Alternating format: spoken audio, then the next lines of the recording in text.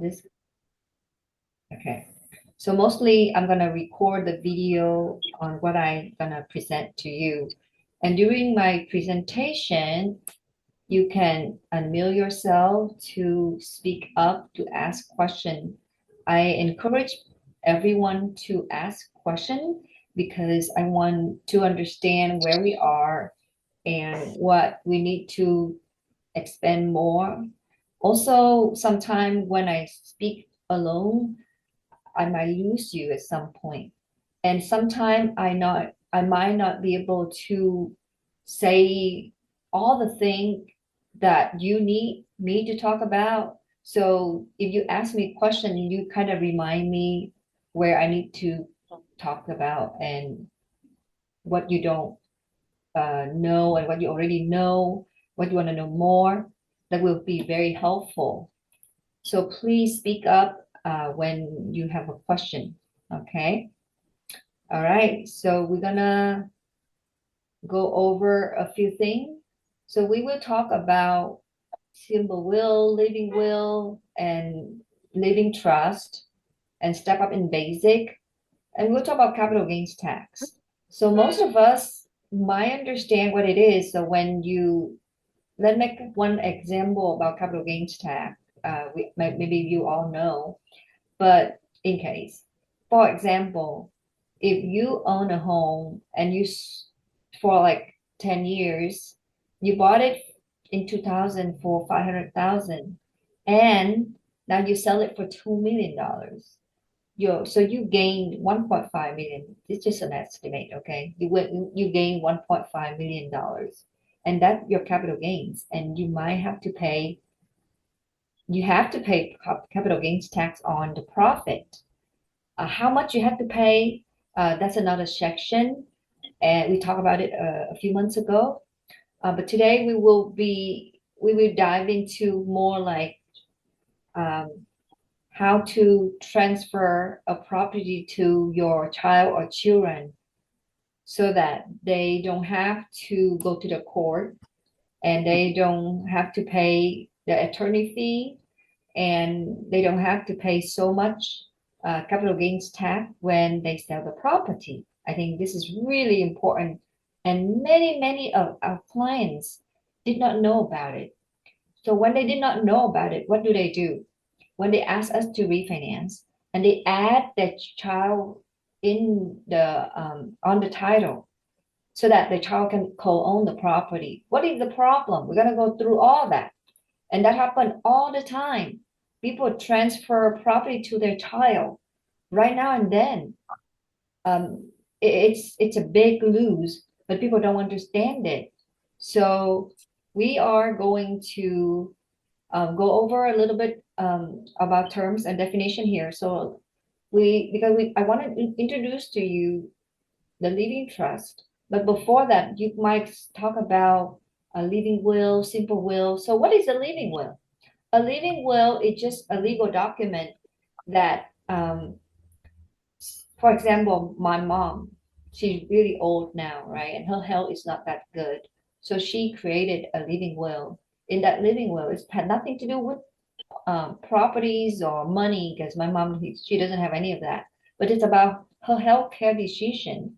She want my brother to make decision for her whenever she cannot make decision on her own. Okay, so that's a living will. And I think every old people should have a living will. But a simple will is something else. It's also a legal document. In this simple will, it will state that who will inherit money and properties. For example, if I have houses and money and assets, and I want to put it in a simple will, I would say, when I passed away, my house will go to A, my car will go to B, my money bank account will go to C, for example. That's a simple will. Okay, but we will learn about what the difference between a simple will and a living trust. People talk about living trust. We will say, why do I need a living trust? Because living trust had to be created by most of the time by an attorney. And an attorney is expensive. You have to pay them fee, like $2,000 or more to get it, to create your living trust for you. Why do I have to do living trust? The symbol will would do. The symbol will is not is good as good legal document when you want to assign properties or money to your loved one. So let's go over living trust. Why I said the symbol will is not good. We're gonna go over it one by one. All the reason why we need a living trust. I'm not the attorney. I'm not creating living trust. I cannot do that for you. I don't even know a lot about any attorneys who are very good at doing living trust, but I have a friend I can refer to you, and you can find your own attorney to do your living trust. So this training is not about selling. This training is not about here is the attorney. You can go and find him and do living trust for you. It's not about that at all. You should find your own attorney or find someone else to do living trust for you. The purpose in this training is to give you the knowledge that will help you to protect your assets, your properties, and to protect your child or your children. Okay? So a living trust is also a legal document. And it's in that living trust, if you are the one who create the living trust, then you are the grantor in this case. Okay, you are going to give people. Okay. So you in this living trust, you will say whatever you want to say in there. So for example, you have 5 houses, and how you want to do it with those 5 houses when you die. But as long as you are alive, you still the owner of those 5 houses. And if you have 5 bank accounts, you have so much money in your bank accounts, and you can say whatever you say in your living trust, who will be the owner of the bank account after you passed away. But as you are still alive, you still the owner of those bank accounts.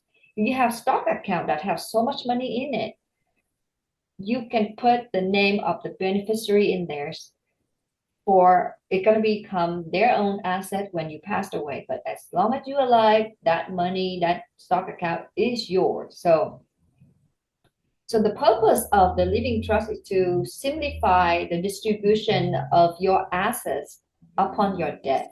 Okay. So the living trust will transfer all the ownership of everything you own to the people you want to give them your properties or your money when you passed away. Okay. And by the way, a living trust is everything. You can put anything you own in that living trust. Okay. Anything. So who will need a living trust? Anyone who have more than 185,000. If you live in California, if you own more than 185,000, you want to create a living trust. Okay. Because if you have less than 185,000, you don't have to go to your loved one doesn't need to go to the court to get the money you leave for them. Okay. So if you have any question, you can ask right now, or I can go to the next slide right away. So there are 2 different types of living trust. Okay, a revocable living trust and irrevocable living trust. So at the name, it already tells. Revocable living trust, meaning as a grantor, the person who created the trust, you are the one who want to create a trust. You can change whatever you want to change in your living trust. But the moment you passed away, your living trust going to be automatically changed from revocable trust to irrevocable trust. But irrevocable trust is the trust that you cannot make any change in. Or you can do it, but it's really hard to change it. Okay, 185,000, I think, okay, good question, and Lance. Basically, yes, if you have if your home is, the home you own, the value is over 185,000, you do want to create a living trust. For money, if you have money, like you have a big bank account and you create a simple will, um, it kind of confusing, it kind of blurry in terms of money, just money, because money you can just give it to them you don't have to put it in a will, but it's easier to give away. Liquid money is easier to give away, but when we talk about asset over 185,000, it's more like properties. So if you own any properties like house, um, anything that worth over 185,000, you want to create a living trust. Because let me go to the next slide. If you don't create a living trust, this is what's going to happen. Okay, I have two sides. One side is talking about simple will, the other one is irrevocable living trust. For the simple will, if you own a house that worth more than 184,500, and you put that house in the simple will, you said, when I passed away, my son ABC will be the owner of this home. Okay. But if the home is like 300,000, 500,000 or $1 million home, because it's over the 184,500, your son, in order to be able to own a home after you passed away, he had to go to the court. They call probate court. He had to pay court fees, and it might take 6 months to 1 year before he really become the owner of the property, even though that your property you want to leave behind for your son. But look at the fees, a lot of money. If you live in the Bay Area, I suppose you all are, one of cheapest property in the Bay Area now is like 800,000. Okay. So for example, somebody owned $1 million home, and that person put that home into a simple will. And the moment he or she passed away, the son or the daughter want to own that property. He had to go through a probate court, and he had to pay court fee 4% on the first 100,000, 3% court fee on the next 100,000, 2% of court fees on the next 800,000. So the home value is $1 million. The first 100 is 4%. The second 100 is 3%, and the rest 800,000 is 2%. That's a lot of money for someone haven't even owned a property yet. Maybe that person don't even have any money in the bank account, and in order to get the home that the parent give it to him or her, they have to come up with a lot of money to pay for the court. Not only that, he had to go to the court very often in the next 6 months to 1 year, just to claim this home is my home because this is my parent give it to me. It's a headache. It's really bad when somebody leave a simple will behind instead of a living trust, because when we leave behind a living trust, our child or children will automatically get the property at the moment we passed away. And then not only that, when we leave behind a simple will, that our child or children, when this court happening, when the probate court happening during this time, this record is public. Anybody can access and know what's going on. There's no privacy there. And if the worst case comes, if something happened to the son or the daughter during this time, if this person is not capable of doing things, is not capable of speaking in front of the court, or anything happened to the person, the person will lose everything because he cannot stand up for himself to get the home the parent leave behind. It's really bad if this happening. Okay. Another issue, if the parent own properties in different states. For example, some people own some property in Florida, some property in Texas, some property in California. So every property that the parent leave behind for their children, that child or children have to go to the state for the probate court to get the house. So they have to go back and forth for 6 to 12 months just to get the house the parent leave behind for them. It just doesn't make sense. But because if we don't know, we don't know, right? So the living trust, the irrevocable living trust, is really helpful in this case. If you leave behind houses, stocks, money, anything that valuable, jewelries, cars, boats, anything, you put it in your living trust. The moment we passed away, our children will automatically become the owner of all of it, according to the living trust, right? It is private. Nobody can access into your living trust. And here, manage your assets upon incapacity. That means, for example, if one day when we are incapacity, I mean we can make our own decision when we're really sick, we cannot speak up, we cannot do anything, we cannot think right.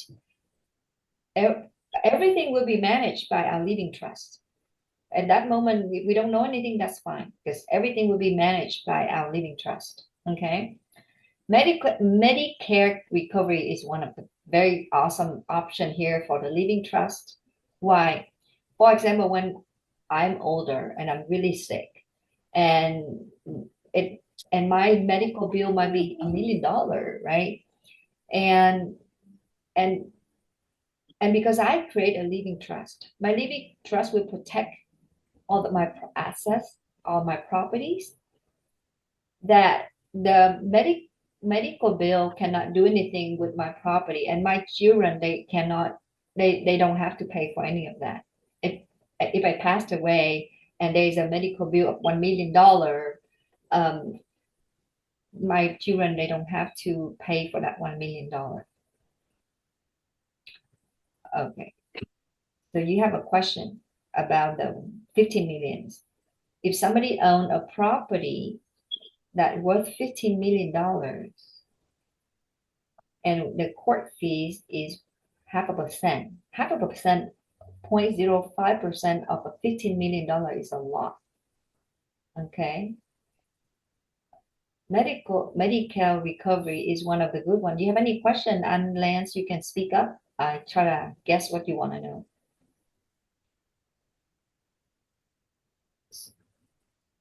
So medical recovery is one of the option that you want to consider. If we get sick, our child don't have to pay for our medical bill after we passed away, and they still own all the property. Okay. I don't see the question. Anyway, I'm gonna continue on for step up in basic. We're gonna talk about step up in basic, okay? In the next slide. And in order for you to get step up in basic, you have to create a living trust. Okay. All right. So without living trust, there no step up in basic. Before we go to the next slide, let's go to the next slide anyway. Okay. Okay, everyone, listen. Step up in basic is so cool. In this case, this is stocks. Okay, like somebody owned a stock of $1,000 stock account. In October 2000, this person owned a stock account with the value of $1,000. But in 2020, this same stock account value is $375,000. Somebody's speaking. Can you mute yourself so that we don't disturb the class? And I appreciate that. So if this person sell this stocks in 2020, right? He had to pay capital gain tax on 374,000 because he gained 374,000. Okay, how about if this person give this stock account to his son in 2020, and his son sell this stock just like this person is still alive and give this stock account to his son. Now his son become the owner of the stock account and the son sell the stock account. The son had to pay the capital gain tax on 374,000. And remember, the capital gain tax rate can be up to 20%. And capital gain tax rate depend on your tax bracket, okay? So I don't know what your tax brackets, but it can be up to the maximum is 20%. If you own the account over 2 years, that's the long-term capital gain tax. If you own something less than 12 months, the capital gain tax bracket is a lot higher, like it can be up to 39%. But today is not about capital gain tax lesson. Today is about step up in basic. Okay, what if we put this stock account into a living trust? Okay, same stock account. I put this one into a living trust and I give it to my son. In 2020, the stock account value is now 375,000. If my son sells the stock account in 2020 at 375,000, because of the step up in basic, he received the stock account in 2020 with the value of 375,000. When he sells the stock account at 375,000, he doesn't have to pay any capital gain tax because it stepped up from 1,000 to 375,000 at the time he received the account as a new owner. But it had to be, but living trust meaning I have to pass away already. I have to die already so that the account will belong to my son, right? But this is just a crazy example that I passed away in 2020. I'm still here anyway. So for example, let's use somebody else scenario, not me, I'm still here. So somebody else owned this stock account in October 2000, the value was $1,000. And in 2020, this person passed away and the stock account value is 375,000. And this person put this stock account into his living trust. So the moment he passed away, his son, the beneficiary of the living trust, will own this account with the value of 375,000. And because of the step up in basic, if his son sell the stock account at 375,000, his son doesn't have to pay any capital gain tax because of the step up in basic, because he received the account when the value already at 375. What if the son doesn't sell the stock account in 2020, but instead he keep it until 2021 and he sell it at 400,000? Okay, he received the account when the father passed away, the value of 375,000. Now he sell it in 2021 at 400,000. He make a 25,000 difference because 400,000 minus 375, it's 25,000 difference. Now he had to pay tax on $25,000. That's a capital gains tax. You see it here? So with someone put everything in a living trust, there is a step up in basic. Let's save your loved one so much money on capital gains tax. Okay. Any question? No question. I can go on to home. Okay. So this is the example on houses. So Tom, who purchased a home, 100,000, long time ago, okay? And he puts his home into a living trust to Betty. And by the time he passed away, Betty became the owner of the property. And the property at this time is 500,000. So the home basic stepped up to the date the father passed away. So now Betty get the home at 500,000. If Betty sell this home at 500,000, Betty doesn't have to pay any capital gains tax. Nothing. Okay. So of course this home had to be under living trust. Again, step up in basic only work when you have a living trust. That's why everyone, you should have a living trust. Okay, another example. A mother purchased a property 20 years ago for 200,000 and transferred the property to a living trust. In 2021, the mother passed away and the property value as $1 million. Okay, so the moment the mother passed away, her child will receive the property because it's in a living trust. So the child will automatically become the new owner of the property, and the property now value is $1 million. And because of the basic is stepped up, the child get this property as $1 million. If the child sell this property right away for $1 million, the child doesn't have to pay any capital gains tax. But if the child wait a few years later and the property value increased to $1.3 million, guess what? The child have to pay 300,000 on capital gain tax because because the child received the property at $1 million value. Now the child sell it for $1.3 million. The child have to pay 300,000. I mean, pay capital gain tax on 300,000. What is the rate of the capital gain tax? Depend again on your tax rate.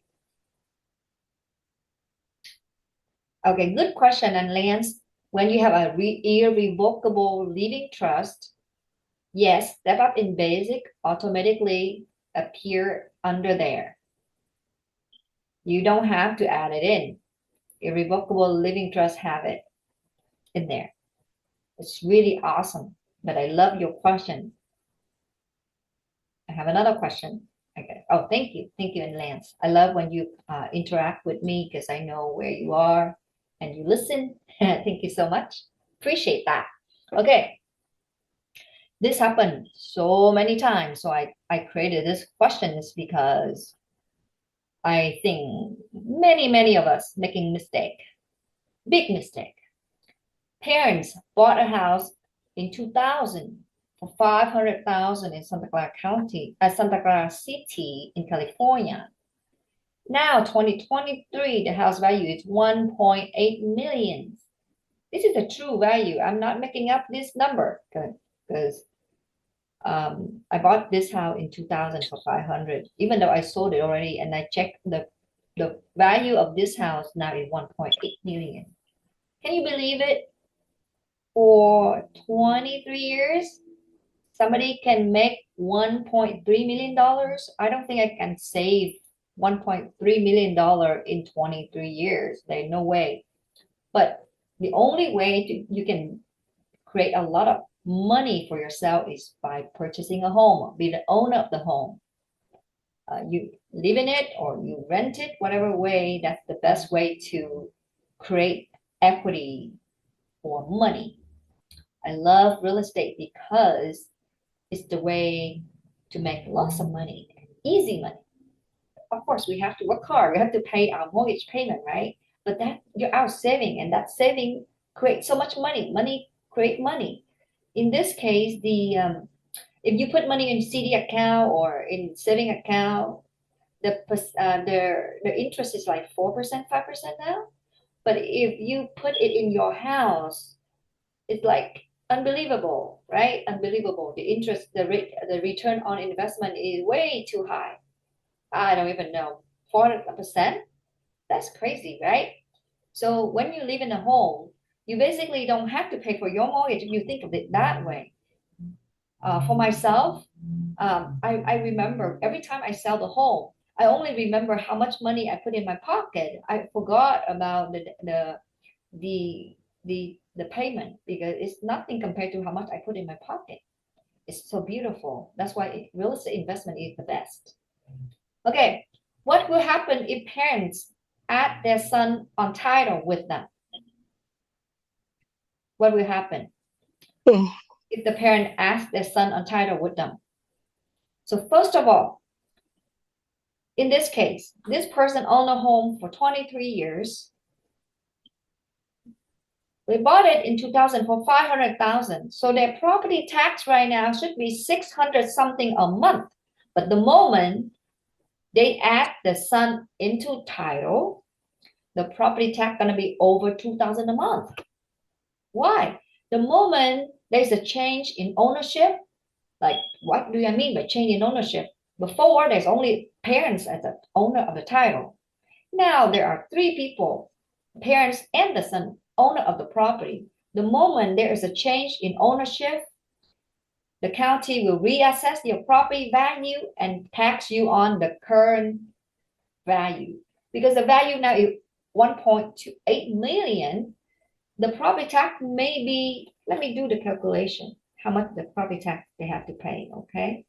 So 1.8 million times 1.25 if you live in California, it's 22,500 a year, so it's $1,875 a month. Instead of paying 600 something on property tax a month, they have to pay $1,875 per month. This is insane. And they did it without knowing, and then when they know it's too late, you cannot go back. You cannot go back in time. Okay? That's the first thing, property tax. And the moment you put the name on title, the son name on title, you have to pay transfer tax. That's a few more thousand, right? One time fee, a few more thousand. That's still money. How much capital gains tax will they pay if they decide to sell the property for $2 million in 2025? This is a very awesome thing you want to understand. In 2025, if they sell this property for $2 million, guess what? How much money they have to pay for property tax? I mean, for capital gains tax. Okay, they live in this home. That's awesome. So 2 million minus 500,000 is 1.5 million gain in capital. All right, capital gains is 1.5 million. When somebody live in a home for more than 2 years, as a couple, you get 500,000 tax exemption. Okay, this is awesome on capital gain tax. So they earn $1.5 million in capital gains, but they get 500,000 capital gains tax exemption. So they only need to pay capital gain tax on $1 million. But think about it. Capital gain tax on $1 million is a lot of money. Okay.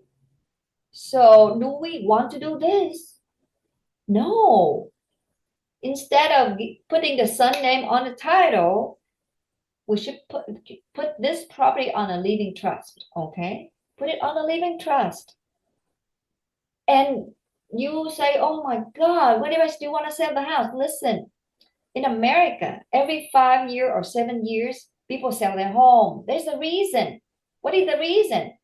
They want to take advantage of the 500,000 capital gains tax exemption. So every time, if you own a property together with your spouse, every time you see your property appreciate over 500,000, you want to sell the house. Okay? If you own the property by yourself, you have 250,000 capital gain tax exemption. So you have to see, okay, if my home value now go up to 300,000 already, I want to sell the house to take advantage of 250,000 tax exemption. Of course, because this is not the capital gain tax section. In the capital gain tax section, I'll talk about, okay, you can deduct commission, because when you sell a home, you have to pay commission to both listing agent and the selling agent. And you have to pay for your closing costs. You can deduct all that kind of thing. And then if you spend money fixing the house up so it looks very nice before you sell it, you can deduct those money as well. But this is not the section. So we don't talk about all of it. Okay. We just give you some rough number. Okay. So the second question, what will happen if parents transfer their house to the son completely? How much capital gains tax will the son pay if he decides to sell the property $2 million in 2025? Okay. the son himself now get the home completely by himself. And then what happened? Of course, he have to pay new property tax based on the current value. For example, they transfer this property to the son in 2023 when the value is 1.8 million. Again, the son have to pay property tax on 1,000 on this property, so $1,875 per month for the property tax. Okay, and of course, when they transfer like that, the son have to pay the transfer tax, and the parents also have to pay the transfer tax, right? How much capital gains tax will the son pay if he decides to sell the property for $2 million in 2025? Listen, the son, for example, live in the house for more than 2 years. Hopefully, two years. If he lives in the house less than 2 years, he doesn't get the 250,000 tax exemption. Okay, in this case, he get the home in 2023. Had to be at the beginning of the year, 23, 24. Okay, so he make 2 years. Okay, so he got a house in 2023. He sold the house in 2025. He lived in the house for 2 years, over 2 years. Had to be over 2 years, like at least 2 years. He get 250,000 capital gains tax exemption. So in this case, because he get the home, even though he get the home when the home value is $1.8 million, even though he have to pay tax on $1.8 million, but guess what? The capital gains tax based on the parents' purchase price of 500,000. Is it insane? They go back because this is a gift. It's not a sale. The gift. So they have the county, the tax people, they go back to the price the parent purchased, which was 500,000. So 2 million sale price minus the 500,000 purchase price, which the parent paid for it. Now the son had to pay capital gains tax on 1.5 million, but he had 250,000 capital gains tax deduction, so he paid capital gains tax on 1.250. 1,250,000. Oh my God, this is a lot, right? So, what is the best way to give property to the son to avoid capital gains tax? Put it in the living trust. The son can live there, doesn't matter. They can do a lot of things with it. The parent can still refinance cash out, get the money and give it to the son. There's no tax, no property tax increase, no tax on the cash out. The moment the parent passed away, the son owned the home with a step up in basic feature in it, in the living trust. So the best way is to put the property in the living trust. Okay. Any question before I move on to the next slide? Okay, no question. One more thing. I want to share with you one more thing. When we hold title, in order to receive a step-up basic, to be step-up asset must be included as part of a decedent estate. That means it had to be in the living trust. Okay. So if you have a living trust, every home you buy, you have to put that home in your living trust. On your home title, it had to have something living trust in there. If you have your own question, your own scenario, and you want to run through with me, you can always call me after the class. I will be helping you. So when you own property, right? If you are, if you married and you have a spouse, if you own title at joint tenants with right of survivorship, what does it mean by right of survivorship? So if you own a property with your spouse at joint tenants with right of survivorship, okay, the moment one spouse passed away, the other person will own the rest of the property, because joint tenancy means each person owns 50% of the property, but with right of survivorship, one passed away, the rest, the person still alive will own the entire property. Okay. But what happened in terms of you put that property, okay, in terms of step up in basic, if you hold title at joint tenants with right of survivorship, the spouse will still own the property 100%. But the moment the husband passed away, the 50% portion of the husband will step up, but the 50% of the wife doesn't step up. If the wife sell the property, at that time, the wife still have to pay capital gain tax on her portion that not step up. For example, go back to the example of 500,000 purchase home in 2000, okay? And they joint tenancy on the title. In this case, there is no son, no daughter, just a husband and wife. In 2023, the home value is $1.8 million. The husband passed away in 2023. So the basic is 500,000 home value because they own 50-50. So their basic is each part, their basic is 250,000 at the beginning. But the moment the husband passed away, the value is 1.8 million. So the 50% of the husband now is 900. You see what I'm saying? Because it's step up only on the husband's side. So the husband's side, he passed away. His 250 now become 900 because 1.8 million divided by 2 is 900.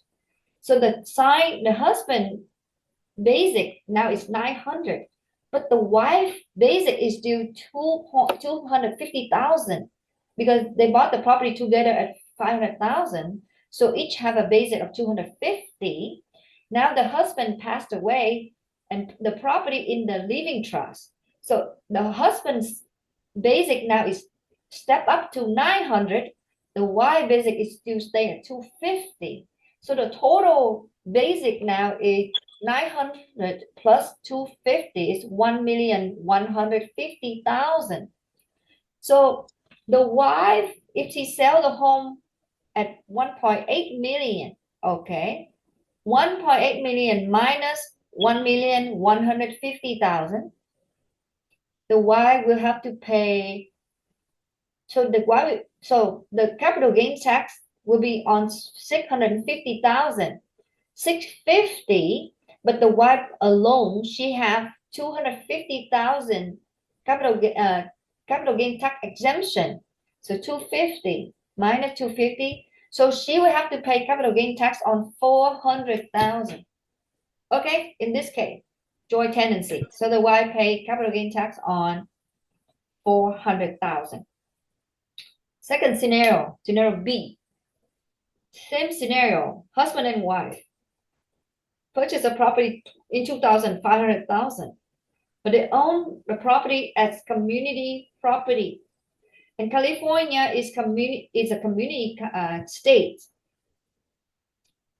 So in the title, it said, Mr. A and Mrs. B own this property as a community property with rights of survivorship.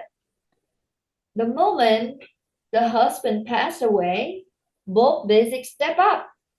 Even the wife still alive, her basic step up too because they hold title as community property with right of survivorship. So in this case, they bought the property 500,000 in 2000.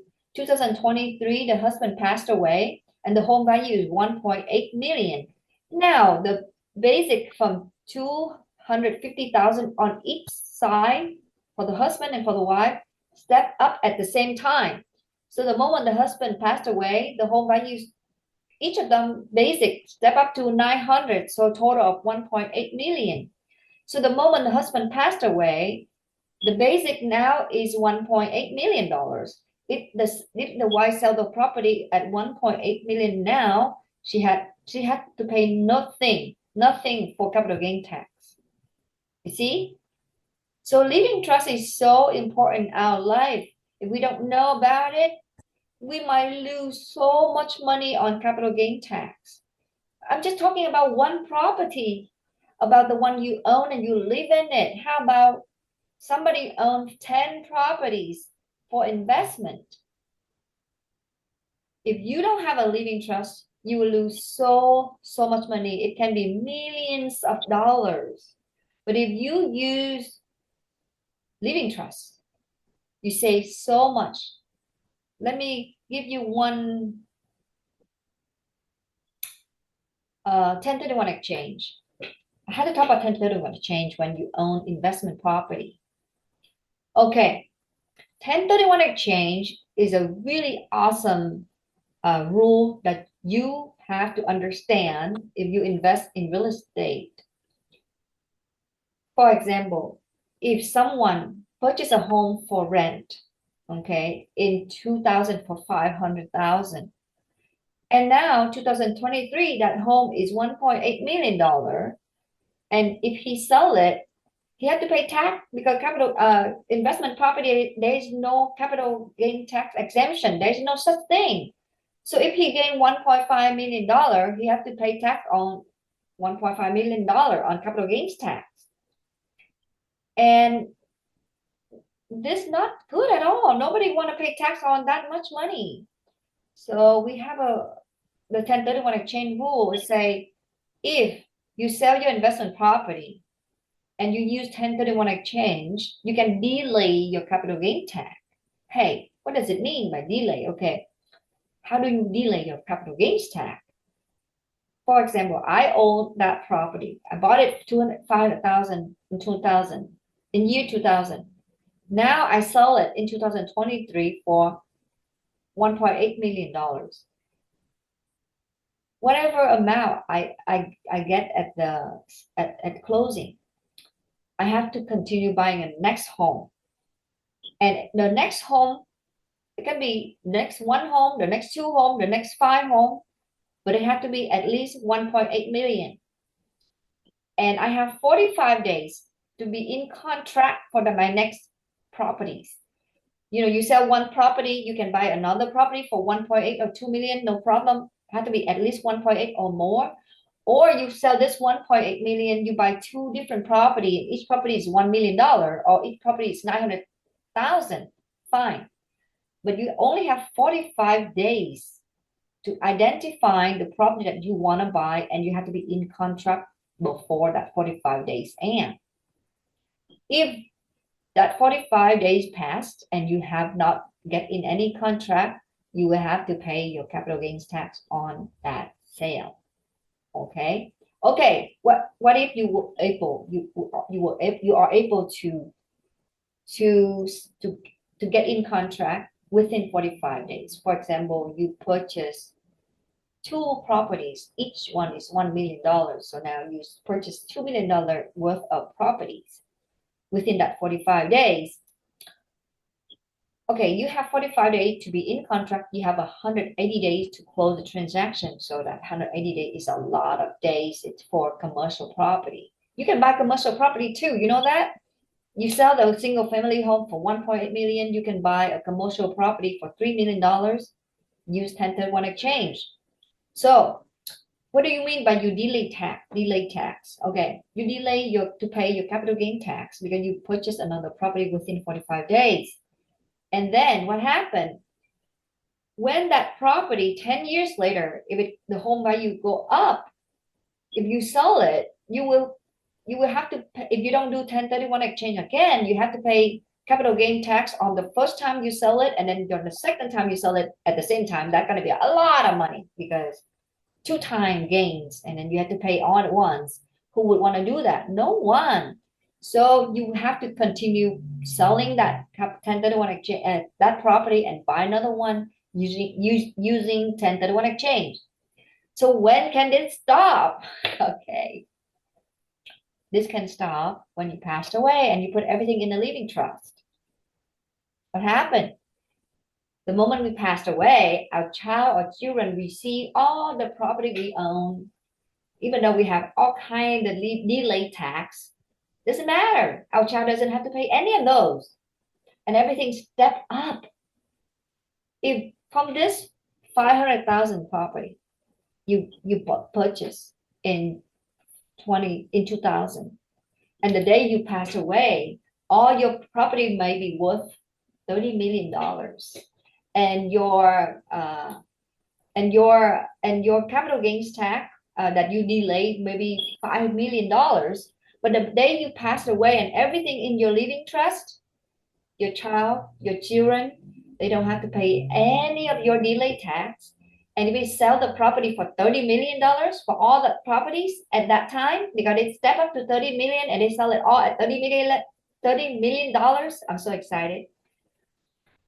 They don't have to pay a penny on capital gain tax. Okay. So in this case, I say, okay, father purchased a condo 20 years ago for 100,000. He rented his condo for a tenant for 8 years and sold it at 600,000. And he used 1031 exchange section to delay capital gains tax and purchased a single home for 800,000. So you see, he gained from 100,000 to 600,000, and then from 600,000 to 800,000. He rented this single family residence for 5 years, and he sold it for $1.2 million. And he used 1031 exchange again to delay paying capital gain tax and purchased a duplex for $1.5 million. He transferred the duplex to a living trust. The father passed away in 2021 when the duplex value is $2 million. How much capital gains tax will the son have to pay if he sold the property at $2 million in February of 2022? Zero. Nothing. Okay, so you all, I hope this helped.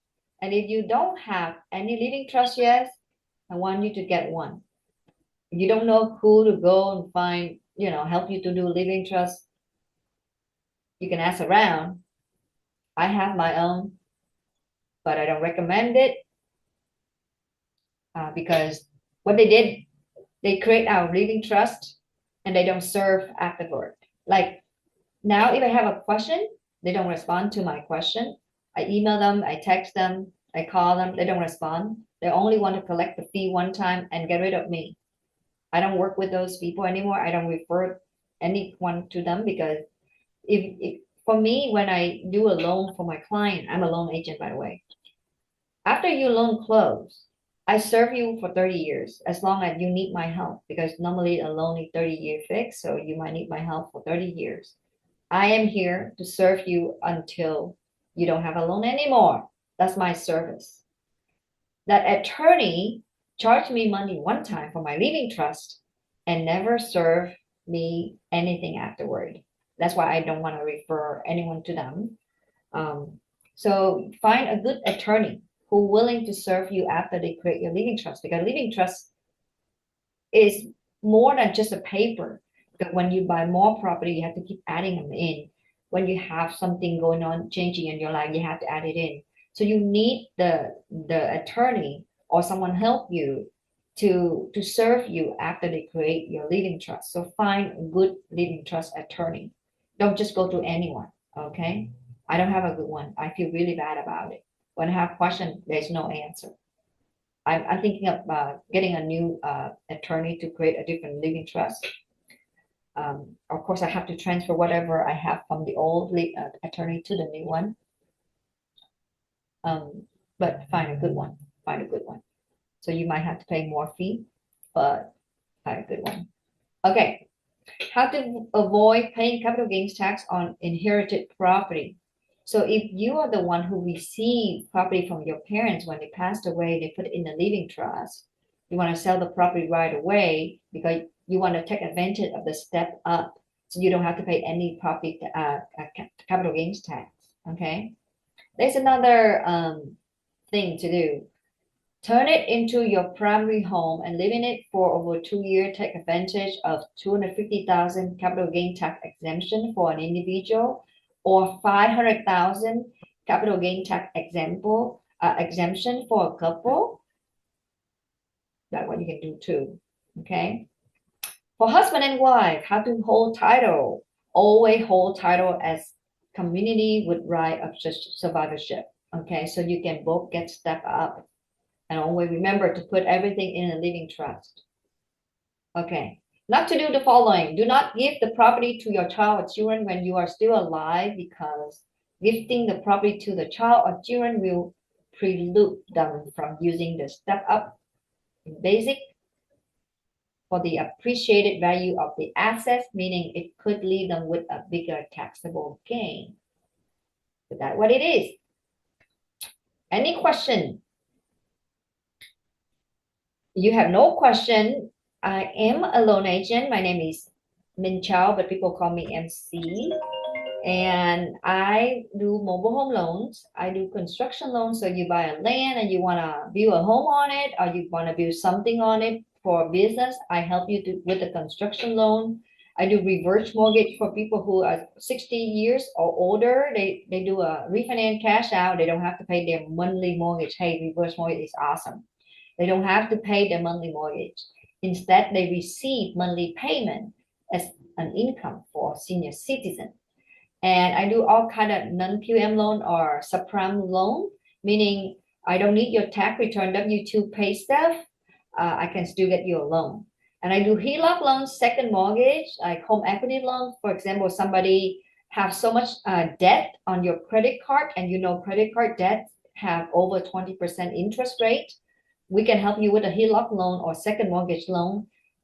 That means we take money from your home for you, cash it out, but we don't change the interest rate of your first mortgage. We create a second mortgage for you. Keep this first mortgage with your low interest rate. Everybody have low interest rate right now because in 2020, 2021, 2022, interest rate were below 3%. Keep your interest rate. Keep your first mortgage. We create your second mortgage for you. We help investor with Harmony loan, no ratio loan, DSCR loan. And for a business owner, we have 12-month bank statement. Awesome program. We don't need your tax return. We don't need your W-2 or 1099. So we have all kind of awesome loan program here at Pacific Life. It's just a call away. So call me, email me whenever you have a question. I will create more courses in the next month to serve our community. The purpose for me to create the course is to make sure everyone that know me know all about real estate, so that you can keep all the money that you make for yourself. Whatever profit you earn from your property, you keep it. Don't pay to Uncle Sam. And every class I created for one purpose. It is to create a community that's stronger. In my community, you are in my community. That's why you are in my class. And when you are in my class, I want you to be wealthy. I want you to be rich so you can retire early, travel the world, own so much property, create a lot of things for yourself. So I really want to have everybody here to become a real estate investor, become a professional one. Why? Because I want you to be able to earn a lot of money. When you do something, you have to know very well about it. Don't just do it without knowing, because when you do something without knowing, you lose. When you do things that you know very well, you not only earn so much, you can keep all the things you earn. The most important thing in your life is you have to be able to keep what you earn. If you create it and then you lose it, then you have nothing still. If you buy a home, hey guys, you have to be able to keep your home. Do not sell it when it go low. People, it's so funny, in 2008, 10, 9, 10, 11, 12, people buy high and sell low. That's a lose. It's just a loss. So when you buy a home, keep them. Do whatever it takes to keep them. Get another job if you need to. There's so much job available out there. The new job nowadays is Uber, DoorDash, all kind of things. We all can drive. So make more money, keep your home. And by the way, our next class, we'll talk about the real estate market. Where is it gonna go?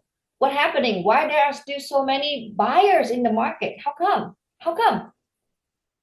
What happened to the market? Why there are still buyers? Why the home value is still high? People still pay over the listing price to buy property. That's in my next class, you guys. So I hope to see you there. And I hope today class helping you, not only you, helping you and your loved one and your friends and everybody you know. So this is my heart to you, everyone. Be wealthy, be healthy, and be happy. And I want to see you again in my next class. I love you all. Thank you for joining my class. See you again. Bye-bye. Oh, somebody say. Thank you, Minjo. Very informative. Wonderful day. Thank you, and Lance. You are the only one who very engaging in the class. I appreciate that so much. And everybody, I encourage you to participate like Lance. He's awesome. I love you all because you are in my class. You are in my community. I want you guys to be rich because when you are rich, I am wealthy because I can serve you. If you're not rich, I cannot serve you because I'm doing real estate. You have to have properties for me to serve you. And for me to serve you, you have to be rich. Come on. Be rich, okay? Be wealthy and be happy. Travel the world. Retire early. That's my goal. See you next time. Bye-bye.